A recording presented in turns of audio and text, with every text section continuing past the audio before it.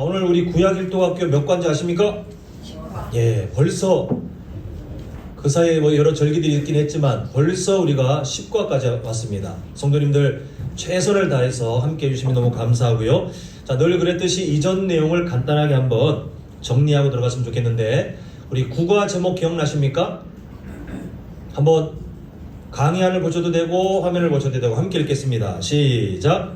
내가 예언하는데 너희는 결국 아수르 바벨론에게 망한다 하면서 주된 성경이 뭐였죠? 열왕기 상하.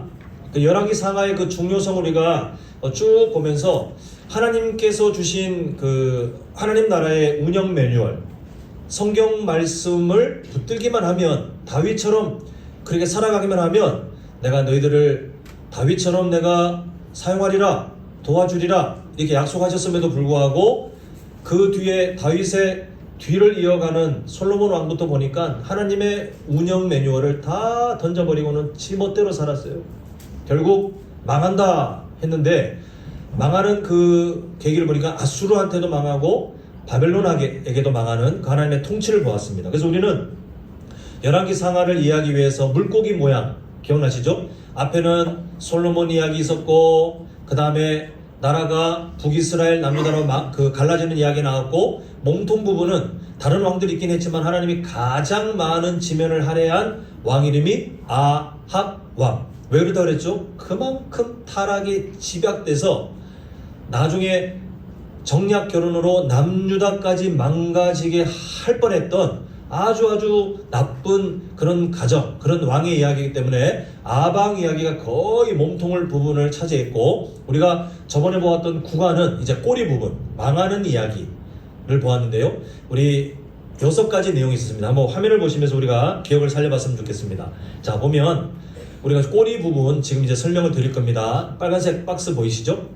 우리가 머리, 몸통 지나가고 이제 꼬리 부분을 보는데, 저랑 함께 차근차근 한번 기억을 살려보겠습니다. 자, 보면 지금 지도를 보시면요, 좌측 아래에 우리가 잘 아는 애굽, 또 지금의 나라와 이름이 그 연상되기 위해서는 이집트, 그 지금 동쪽 위쪽에 큰 제국이 하나 있는데 이름이 뭐죠? 아수르. 이 배경을 이해하시면서 우리가 보면 좋겠습니다. 자, 노란색 글씨로 되어 있는 내용 한번 보시면, 북이스라엘이 아수르한테 망하네 되었습니다. 저를 따라합니다. 북이스라엘이 아수르한테 망하네. 네, 그래서 우리 꼬리 부분 이야기가 성도님들 보시기에 화면에 보시기에 왼쪽에 있죠. 왼쪽에 빨간 동그라미로 북이스라엘이 계속 아방까지 막 이야기가 굵직하게 오다가 갑자기 뚝 멈추는 이유가 아수르한테 망하기 때문에. 그래서 지도상에 이제는 북이스라엘이 사라지는 그런 위치에 왔습니다. 그리고 그 다음 내용, 자, 까만색 바탕에 노란색 글씨, 저를 따라서 있습니다. 열왕기 사가가 북이스라엘에서 남유다로 주인공을 바꾸네. 당연히 주인공이 바뀌죠. 왜요? 북이스라엘이 존재합니까? 안 합니까? 안 하니까. 화살표 있는 것처럼 북이스라엘의 멸망 이후로 이제는 내려와서 주로 남유다의 이야기를 할 수밖에 없는 상황이라는 거 기억했으면 좋겠습니다. 자, 그리고 세 번째, 저를 따라합니다. 남유다의 와보니 히스기야 왕이네. 자, 잘 기억하셔야 될 것이요, 지금 우리가 북이스라엘의 아방 이야기가 몸통이라고는 하지만 지금 성경이 열왕기 상하의 내용이 그러면 그동안 남유다 이야기 하나도 안 왔냐? 그건 아니에요. 근데 우리 배경 처리 기억나시죠? 하나님은 주로 드러낼 사람들, 드러낼 사건들의 지면을 많이 할애하고 나머지는 그냥 간단하게 이렇게 했는데, 이제는 북이스라엘이 멈추고 남유다 이야기가 주로 등장하는데, 그때 어떤 왕이냐 봤더니 그 전에 남유다 왕 이야기를 한 번도 안 한 게 아니고 나왔지만 이제 주로 이야기할 남유다의 왕을 보니까 누구라고요? 히스기야 왕이구나, 이렇게 보면 되겠습니다. 그때 요걸 한번 잘 봐야 되는데요, 여전히 제국이 북이스라엘을 멸망시킨 아수르가 사라졌어요? 남아있어요? 지도에 보시면 남아있죠. 그래서 이렇게 됩니다. 자, 따라합니다. 그래서 히스기야 왕 때도 등장하는 나라가 아수르구나. 자, 원래 이거 할 때 그 다음에는 크게 한번 해야 되는데 제가 깜짝 놀라실까봐 크게 안 했다 그랬죠? 이렇게 돼야 됩니다. 아수르가 바벨론한테 망하네. 예, 아수르가 있어요, 없어요? 없어졌어요. 바벨론한테 망해버렸습니다. 제국의 역사가 달라졌다는 거. 그래서 지금 계속 생각하셔야 될 게 뭐냐면 남유다는 존재하고 있는데 성도님들 보시기에 좌측 아래는 여전히 누가 있어요? 애굽, 이집트 애굽 있고 그 다음에 그 위쪽에 메소포타미아 문명을 가지고 제국이 된 아수르를 집어삼켜버린 바벨론이 있다는 거. 자, 그리고 요거 합니다. 자, 남유다도 바벨론한테 망하네. 예, 지금 포로로 잡혀가 버렸어요. 이렇게 우리는 하나님 나라가 안타깝게도 망하게 되는 이야기를 이제 보았습니다. 이제 우리 23쪽이죠. 10과 제목 강의안을 보셔도 되고 화면을 보셔도 되고 자 함께 읽겠습니다. 시작. 그렇다고 너 바벨론 익수되지 마라.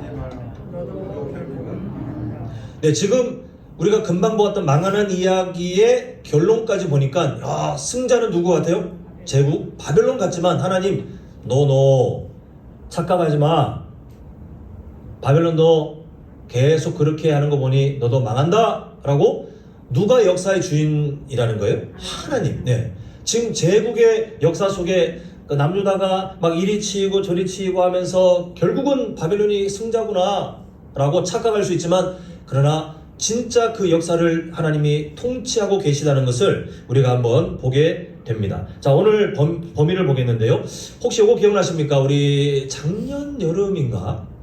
구약 이야기 한번 했었는데 기억나십니까? 그래서 10가지 시대, 창조시대, 족장시대 이 흐름 쭉 구약의 시대별로 제가 한번 정리를 해드린 적이 있는데 기억이 다 안 나셔도 감사. 왜냐면 제가 할 일이 계속 있거든요. 근데 다 하셔도 감사. 다만 기억을 안 하면서 내가 마치 다 배운 것처럼 착각하는 분은 저는 그런 분은 안 계셨으면 좋겠어요.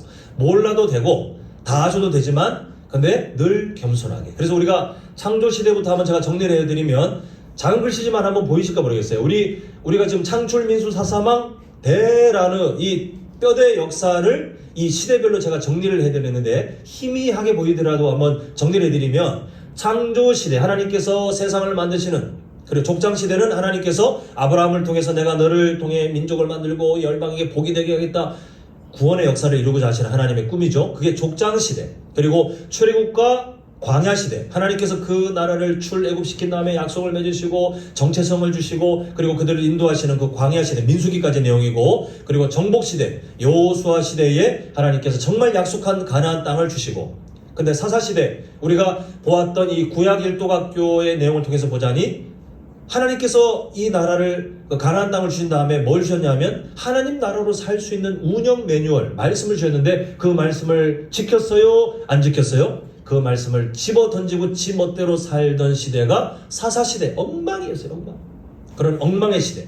그리고 사사시대 다음에 다닐 왕국 이제 하나님께서는 하나님의 대안인 다윗 왕조를 시작하시 준비를 하시는데 사람들이 왕이신 하나님을 거부하고 초대왕 사울왕은 그런데 사사기의 특징을 그대로 따라갔던 하나님을 거부했던 왕. 결국 하나님이 그 왕을 폐위시키고 다윗 왕을 세우시죠. 그래서 다닐 왕국.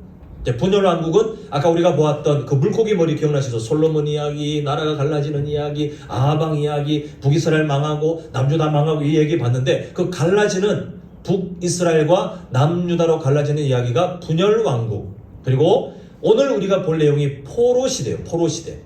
나라가 망하는. 그리고 포로 시대로 잡혀갔으니까 포로가 귀환하는 시대가 있고 나중에 하나님 앞에 또 범죄해서 하나님이 400년간 침묵하는 침묵 시대가 있더라. 그 다음에 신약이 오더라. 이게 구약의 흐름인데 오늘은 어디냐 하면 빨간색 박스 보이시죠? 포로 시대를 이제 보게 됩니다. 자, 문제는 우리가 이 포로 시대에 대한 오해들이 있어요. 첫 번째 뭐냐 하면 저번 주에도 제가 설명드렸는데 왕정시대 그 분열 왕국과 남유다 이렇게 왕으로 다스리고 있던 그 왕 시대에 북이스라엘 망하고 이제 남유다 왕정이 오다가 남유다가 망하면서 포로 시대 이렇게 온다고 오해하시는 분들이 있는데 그렇지 않다고 말씀드렸죠. 왜냐하면 자 보시면 위에 초록색 화살표가 남유다가 망하기 전까지의 왕정 시대인데 포로는 언제부터 발생하냐 하면 바벨론이 침공해서 한 번 또 잡아가고 또 와서 잡아가고 이렇게 첫 번째 잡아갔던 그때부터 포로 시대가 겹쳐요. 그래서 남유다의 왕정시대 끝과 포로시대 출발이 겹쳐 있구나. 그래서 우리가 뭘 긴장해야 되냐 하면 이렇게 무대 A, B 성경을 읽으실 때에 이제는 포로시대에 들어가면 성도님들께서 다니엘이 잡혀가는 그 시기부터 어떻게 하셔야 되냐 하면 무대가 성도님들 보시기에 그 왼쪽 아래에 예루살렘 무대 A, 그리고 제국의 역사가 있는 무대 B, 이렇게 나눠져 있다는 거. 그리고 각각 나눠진 곳에 하나님은 여전히 하나님의 사람들을 세우셔서 하나님의 일을 하는데, 글씨가 작아서 보일지 모르겠습니다만 주로 다른 선지자들도 있지만 주로 계속해서 예루살렘 그 본국 무대 A를 돌보는 선지자 예레미야, 그렇죠. 예레미야가 있고, 그 다음에 포로로 잡혀간 사람들 중에 다니엘 먼저 잡혀갔고 에스겔이 있고, 이 두 사람을 또 하나님이 사용하시더라. 이 두 개가 나눠졌고 각각의 이야기가 있다는 거, 이게 꼭 이해하셨으면 좋겠습니다. 그래서 우리가 문제가 있는데요, 성경을 보면 시대별로 그 시대를 담고 있는 성경이 뚜렷해요. 예를 들면 사사시대 어디에 담겨 있습니까? 사사기. 다니엘 왕국 시대, 왕이 한 명밖에 없었던 시대 어디에 담겨 있죠? 사무엘, 상하. 근데 문제는 이 포로 시대를 담고 있는 성경 한 권이 없어요. 아무래도 나라가 망하고 하는 사이에 뭔가 진득하게 그 역사를 기록할 만한 입장이 아니었던 것 같습니다. 그래서 우리가 좀 어떤 노력을 해봐야 되냐 하면, 자, 조각난 정보를 우리 예전에 우리 어머님들, 여기 계시는 이제 연세가 지긋한 권사님들은 그러셨을지 모르겠는데, 옷이 헤어지면 이 조각 이어가지고 뭐 옷을 만들어요. 아니면 예전에 그 식탁 떴는 식탁 보 할 때 천을 조각 막 기어가지고 하나의 식탁보를 만드는 그런 솜씨 좋은 분들도 계셨잖아요. 그런 식으로 해야 돼요. 조각나 있는 정보들을 우리가 짜집기 해야 그나마 포로 시대가 보입니다. 첫 번째, 제일 위에 뭐라고 되어 있죠? 왕정 후기 역사. 이제 나라가 망하는, 남유다가 이제 망해가는 그 마지막 시절의 역사와 그 다음에 역사서가 없어요. 그 대신 예레미야서에 보면, 예레미야서에 막 뒤죽박죽으로 역사들도, 예언만 있는 게 아니라 역사들도 막 섞여 있는데, 그 역사들을 끄집어내가지고 왕정 후기 뒤에다 갖다 붙입니다. 또 다니엘과 에스겔 안에도 보면 역사들이 있어요. 그 역사들을 가지고 와서 또 짜집게 해야 돼요. 근데 성도님들은 이미 그렇게 성경을 읽으셨습니다.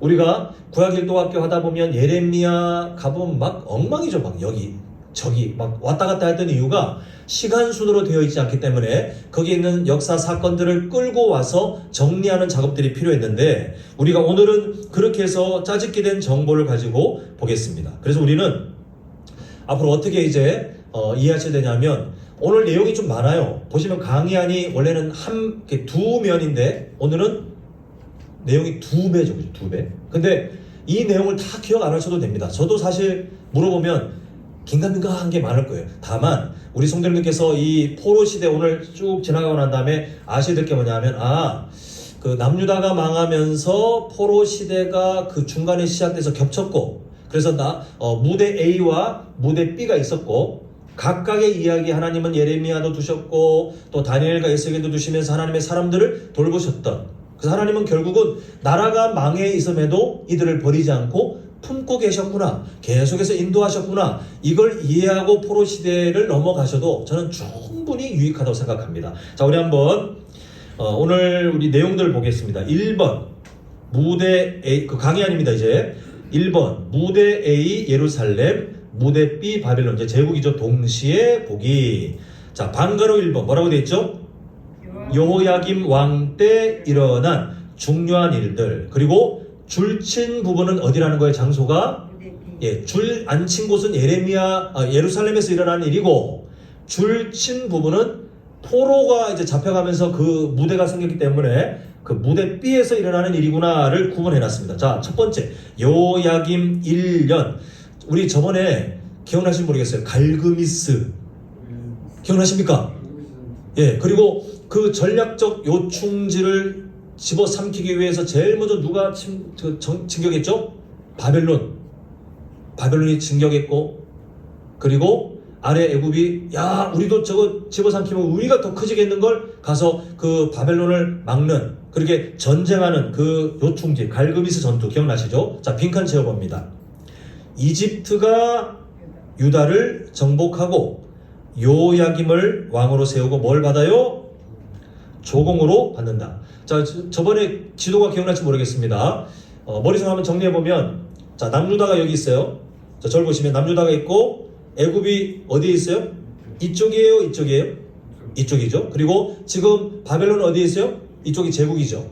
바벨론이 남유다 저 위쪽에 있는 갈그미스를 집어삼키려고 이걸 집어삼키면 여기저기 다 갈 수 있는 중요한 자리이기 때문에 그러더니 애굽이 반드시 저걸 막아야 된다라고 할 때 항상 어쩔 수 없이 거쳐가야 될 자리가 어디입니까? 남유다를 거쳐가는데 남유다에 가서 정복을 하고 자기가 원하는 왕을 여호야김 왕을 세우고 그때 무승부로 끝나서 이제 흩어졌죠.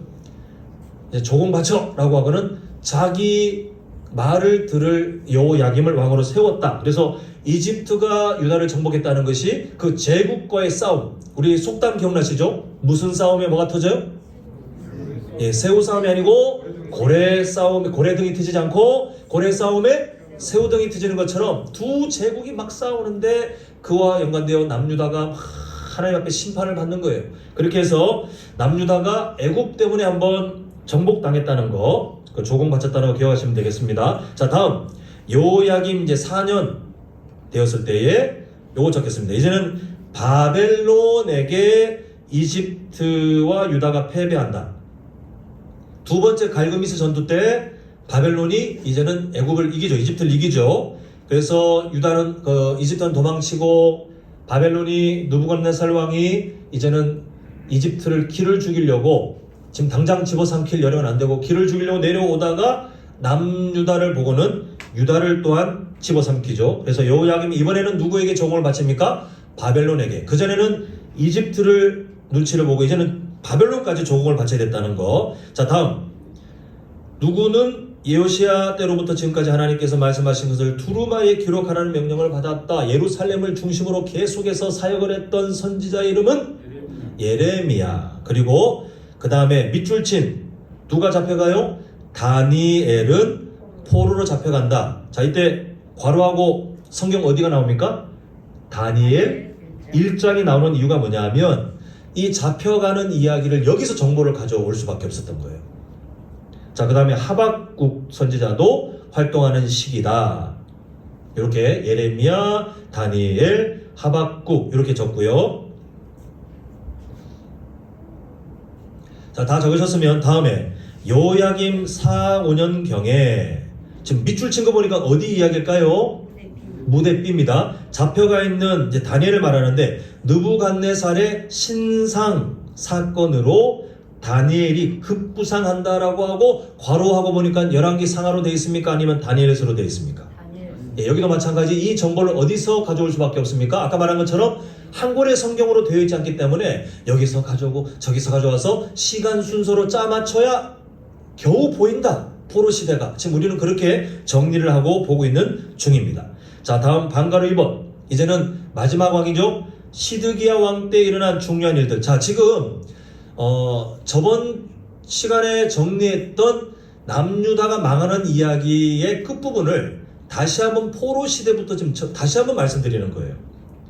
저번에 마쳤지만 포로 시대를 설명드리기 위해 겹쳐 있으니까 지금 시드기야가 왜 또 등장하냐. 저번 시간에 잡혀갔는데 지금 포로 시대를 설명드리기 위해서 겹쳐 있는 부분을 말씀드리고 있다는 거 설명드립니다. 자, 여호야김은 죽고 그 아들 여호야긴이 또 밑줄 친 거 보니까 어디로 잡혀가요? 제국으로 바벨론으로 포로로 잡혀간다. 이때 또 밑줄 친 거 보니까 또 잡혀가죠? 에스겔도 잡혀가는데 역시 이 정보가 열왕기 상하에 있어 없어요? 없고 에스겔에서 가져왔다. 이렇게 이해하시면 되겠고요. 다음 예레미야가 무대비 바벨론이죠. 무대비로 잡혀가는 왕족들과 포로 리더들에게 뭘 보내냐면 편지를 보내서 잘 정착하라고 격려합니다. 역시 열왕기 상하에는 볼 수 없는 역사적 정보를 예레미야서에서 갖고 왔고 그 다음 하나님께서 포로 기간을 몇 년 딱 정하셨죠? 10년. 예, 70년 정하신 이유는 영원한 절망이 아니라 정해진 징계이기 때문에 그렇습니다. 그 실망하지 말라는 거예요. 잡혀가도 70년 이후에는 하나님이 우리나라를 회복시켜 주신다. 그 소망을 가지고 망했네, 이렇게 영원한 절망처럼 착각하지 말고, 아, 하나님이 70년 동안 우리를 징계하시는구나, 우리가 정신 차려야 되겠다, 지금이라도 마음을 잡아야 되겠다라고 생각을 하라는 그 이유입니다. 자, 70년. 그리고 지금 보니까 무대 A와 무대 B가 단절돼 가지고 각각이 아니라 서로 편지를 주고받으며 교류를 하는구나, 사람이 왔다 갔다 하면서 교류를 하고 있구나, 교류 적으시고요. 마지막에 밑줄 친 바벨론 거류 민단 중에 스마야라는 사람이 예레미야를 죽이라고 압력을 넣는 사건도 있었습니다. 예레미야가 미움을 많이 받아요. 그때 당시에 남유다, 아직은 망하기 이제 직전 남유다의 기류는 바벨론과 자꾸 척을 지고 어디를 의지하려고 했냐면, 밑에 이집트랑 손잡으면 바벨론하고 우리가 좀 괜찮을 것 같은데, 이렇게 자꾸만 척을 지고 바벨론에게 그 등을 지려고 할 때, 예레미야는 하나님께서 말씀하신 게 있어서 계속해서 그 왕과 귀족들과 반대되는 이야기를 하기 때문에 그래요. 자, 그래서 뒤에 보니까 예루살렘에서 반 바벨론 나라들이 연합회의를 한, 지금 꿍꿍이를, 이 시커먼 꿍꿍이를 이제 갖고 있는 거죠. 바벨론이 싫어할 마음, 야, 우리 쿠데타를 일으키자, 우리 저 바벨론에게서 우리 한번 독립해보자, 연합을 해보자, 이렇게 지금 반항을 하려고 하는데, 예레미야는 똑같은 단어입니다. 바벨론의 승리를 예언해요. 그러니까 미움을 받죠. 근데 하나님은 역사를 정하셨어요. 너희들 망해야 돼, 정신을 차려야 돼. 그런데 내가 너희들을 징계하는 회초리를 바벨론으로 정했고, 너희들은 반드시 망하고 70년 있다가 내가 회복시킬 거야. 다 정하셨는데 지금 어떻게든 지금 실마리를 찾아서 이집트랑 손을 잡고 우리가 연합을 하면 우리가 괜찮지 않을까라고 자꾸만 버티고 있는 중입니다. 자, 다음 에스겔은, 이제 밑줄 쳤으니까 무대 B죠. 에스겔은 바벨론에서 유다의 미래에 대해서 예언함. 지금 분명히 에스겔이 잡혀가 있는데 거기서 하나님이 에스겔을 통해서 본국인 그 예루살렘에 있는 유다의 미래를 계속해서 하나님이 알려주시는 거예요. 자, 다음 예루살렘 멸망 직전 상황을 보는데, 첫 번째 시드기야는 계속해서 어디랑 결탁해요? 지금 이집트랑. 하나님께서 말씀하셨음에도 불구하고 안 믿어요, 안 들어요. 그래서 자꾸 차라리 이렇게 뭔가 의지가 있으면 하나님을 붙들면 될 것을, 이집트랑 손잡으면, 이집트를 의지하면, 이집트를 나의 도움으로 삼으면 우리가 살겠거니라고 착각합니다. 자, 그 다음 이 상황에 예레미야가 계속해서 아니라고 하니까 결국 예레미야를 웅덩이에 가두는 그런 사건도 발생하죠. 그래서 웅덩이 가두는 사건 나중에 읽으시면, 아, 요런 흐름 가운데 제국 사이에 껴있는데 지금 이집트에게도 기댈 법하니까 이런 상황이라는 걸 이해하고 읽으시면 좀 더 성경이 좀 넓게 보이시겠죠. 자, 다음 드디어 뭐가 망하냐면요, 똑같이 들어가는 거예요. 빈칸 두 개인데, 드디어 예루살렘이 멸망됩니다. 무대 A에서는 포위망이 뚫리고 예루살렘이 함락된다. 누구에게요? 이집트입니까? 바벨론입니까? 아수르입니까? 바벨론. 아수르는 사라졌고 이집트는 못 도와주고, 그리고 바벨론에게 결국은 망한다. 그리고 또 밑에 빈칸 무대 B에서는 에스겔이 똑같이 들어가죠. 예루살렘 멸망의 날을 다룬. 하나님께서는 무대 A, 무대 B 동시에 하나님은 계속해서 말씀을 주시고 역사를 이끌어 가시는 것을 보게 됩니다. 그래서 빈칸 3개 모두 예루살렘 이렇게 적으시면 되겠습니다. 자, 다음 예루살렘과 이집트에서 일어나는 멸망 그 이후, 이제 나라가 망한 다음에 또 그 이후의 사건이 있어요. 예레미야 40장부터 44장. 이게 우리는 이 사건들을 11개 상하에서는 볼 수 없고 예레미야서에 있는 이 역사적 정보를 가져와서 아, 망한 다음에 또 이런 일들이 남아있구나라고 이제 이해하는 겁니다. 자, 여기까지 우리가 봤고요. 이제 다니엘서를 보겠습니다. 2번 다니엘서 이야기. 자, 다니엘서는 무대 A 예루살렘과 무대 B 바벨론 사이 그 어디에서 둘 중 어디에서 사역했던 사람일까요? 예, 무대 B입니다. 다니엘 꼭 기억하시고요. 그럼 무대 A는요? 예레미야. 예, 예레미야. 이렇게 나눠서 활동하고 있다는 거 동시대에. 자, 다니엘 그는 누구인가? 보면 이걸 우리가 그 이방 민족의 시각으로 좀 이해를 해봐야 돼요. 이방 민족의 시각으로 땡땡땡의 흐름을 읽어내는 실력 좋은 뭐뭐다. 그래서 오랫동안 아주 좋은 대우를 받는데 그런 이유가 있어요. 자, 이렇게 적겠습니다. 세계사의 흐름을 읽어내는 실력 좋은 술사, 우리로 치면 무당처럼 보인 거예요. 다니엘이 무당은 아닌데 그 제국들은 항상 뭐가 있었냐면 나라의 운명을 점치는 그 점쟁이들, 술사라고 부르는 사람들을 항상 데리고 있었고 그들이 왕이시여 올해 이렇게 하셔야 됩니다. 왕이시여 뭐 주변 나라들이 앞으로 이렇게 될 겁니다 라고 미리 뭔가 정보를 주는 거죠. 그러면 그 술사의 말이 맞으면 아주 극진한 대우를 받는 겁니다. 그런데 포로로 잡혀간 다니엘을 통해 하나님이 세계사를 말씀하시는데 이 세계사가 바벨론 입장에서는 너무 좋아요. 자기들이 막 번성하고 커지고 이러다 보니까 다니엘이 하는 그 말들 또 하나님께서 다니엘을 통해서 바벨론에도 하나님의 뜻을 계속 보여주시니까 다니엘을 볼 때 어떻게 보냐 하면 아, 하나님이 사용하신 사람이구나가 아니라 이야, 실력 좋은 술사, 점쟁이구나, 실력 좋은 무당이구나. 그래서 이 다니엘이 나라가 바뀌어도 제국에 사랑받는 그런 이유가 바로 여기에 있었습니다. 다니엘이 무당은 아닌데 무당처럼 그렇게 이해를 했다. 그래서 억대 연봉을 줘도 뭐 그 아깝지 않은 그런 사람처럼 대우한 거예요. 자, 다음 바벨론부터 페르시아, 성경에는 바사라고 등장하죠. 페르시아를 거쳐서 포로 시대를 살았다. 여전히 인정받은 이유는 하나님이 다니엘을 통해서 세계사를 보여주셨기 때문에 그 제국의 왕들에게 인정받았어요. 바벨론을 집어삼킨 바사, 페르시아까지 살았다. 자, 우리가 뭘 읽을 수 있냐면 하나님께서는 그런 시대 속에서도 뭘 하지 않으세요?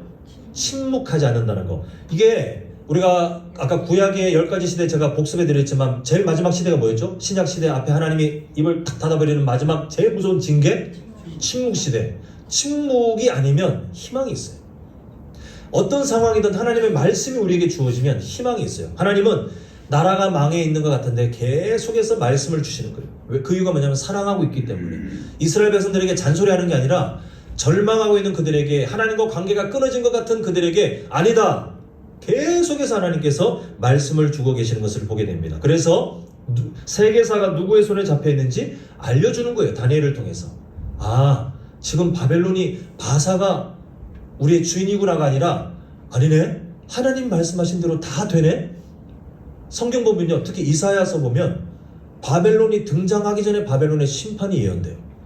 바벨론이 아예 뭐 역사에 등장하기도 전에 하나님이 역사의 주인인 것을 이런 하나님의 사람들을 통해서 보여주고 계시는 것을 보게 됩니다. 자, 다니엘서 내용이 무엇인가? 이거는 상식적으로 좀 기억을 해볼게요. 묵시적인 예언, 종말에 대한 내용들이 있어요. 묵시적인 내용이다. 마지막 종말에 될 일을 다니엘의 시기, 이중적인 예언이라고 하는데, 장차 그 종말의 때 될 이야기가 다니엘 시대의 이야기와 겹쳐 있도록 하나님이 그렇게 하셔요. 묵시적 종말, 이렇게 적으시면 되겠고, 자, 그 다음에 이 그림 한번 보실까요? 자, 보시면 느부갓네살 왕의 꿈을 해석해 주는데, 요거는 이따가 제가 빈칸 적게 해드릴게요. 그냥 그림만 보십시오. 보면 신상, 어떤 그 신상이 보이는데 금, 은, 놋, 철, 그리고 밑에 흙, 이렇게 순서대로 보게 되는데, 이게 이후에 이어질 제국의 역사를 말합니다. 그래서 빈칸을 채워보면 느부갓네살 신상의 의미가 뭐냐면 세계사의 주인은 누구요? 하나님, 주인 저것이고, 그 다음에 이거는 차근차근 순서대로 가는데, 아, 이게 예수님이 오시기 전까지 제국의 변천사구나, 이걸 미리 하나님이 딱 정해놓으셨구나, 이걸 보이시면 되겠습니다. 이렇게 적겠습니다. 바벨론 등장했고요. 바사, 이제 페르시아죠. 바사 등장했고요. 그 다음에 헬라, 그리고 우리가 잘 아는 예수님 시대의 로마, 그리고 로마 그 이후의 역사까지 하나님이 다 정해놓으셨다. 우연히 된 게 아니라 하나님께서 하나님의 나라를 창조하셨고 하나님의 나라를 증개하시고 하나님의 나라에 예수 그리스도가 오시기까지의 그 중간 역사를 또 어떻게 주관하시는지를 이미 다 정해놓으셨구나. 하나도 하나님의 손에서 벗어난 것이 없구나를 이제 우리가 보게 됩니다. 이렇게 역사대로 실제로 이 순서대로 흘러갑니다. 자, 다 적으셨을까요? 네, 적으셨고요. 자, 그 다음 인자라는 개념이 나와요. 인자라는 그 개념이 나오는데 다니엘서와 에스겔서에 나오는 아주 중요한 개념인데요. 인자는 우리가 잘 아는 예수 그리스도를 예표합니다. 그 다니엘서나 에스겔서에 인자 나오면 예수님을 말하는 거구만. 이렇게 이해하시면 되겠습니다. 이렇게 해서 다니엘서를 우리가 정리했고요. 자, 이제 에스겔서 마지막으로 에스겔서 한번 보겠습니다. 자, 에스겔서도 무대 A, 무대 B 어디에서 활동했죠? 무대 B. 무대 A는 여전히 누가 있죠? 예레미야. 이렇게 이해하시면 되겠고요. 자, 에스겔은 누구인가? 다니엘보다 몇 년 후에 8년 후에 포로로 잡혀간, 그리고 어디에 사냐면 강 이름이 그발, 강가에서 살아갔고요. 자, 하나님께서 이스라엘 백성들을 여전히 붙들고 계시는 증거가 뭐냐 하면 무대 A 예루살렘에서 누가 그들을 보듬고 있죠? 우리가 네 글자 이름 예레미야라면 이제 무대 B에서는 누구죠? 다니엘이 아니고 에스겔이에요. 에스겔.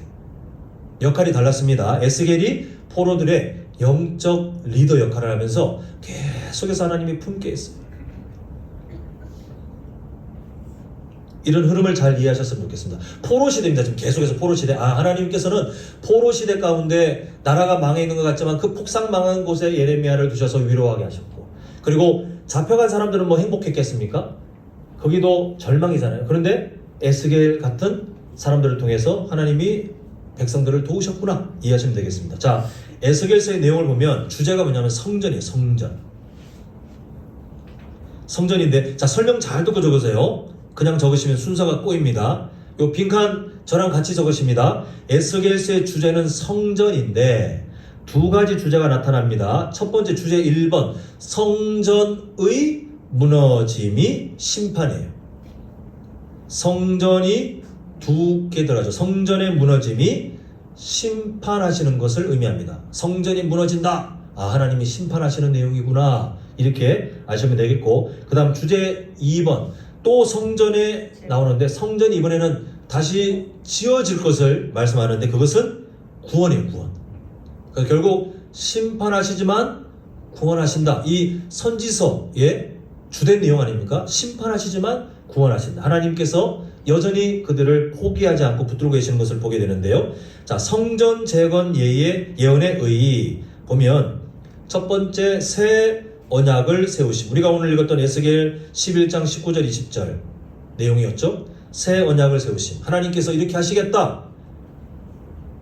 실패한 이스라엘 백성들을 두고 하나님이 선언하시기를 굳은 마음을 제거하고 돌 같은 마음을 제거하고 내 율법을 잘 들을 백성들을 만들겠다. 신약 시대에 예수 그리스도를 통하여 구원의 역사가 이루어지고 성령 하나님이 임재하실 것을, 그리고 그렇게 지금 우리가 지금 여기에 대한 은혜를 혜택을 받고 있는 사람들이 바로 이겁니다. 그래서 언약 국민 이렇게 적으시면 되겠습니다.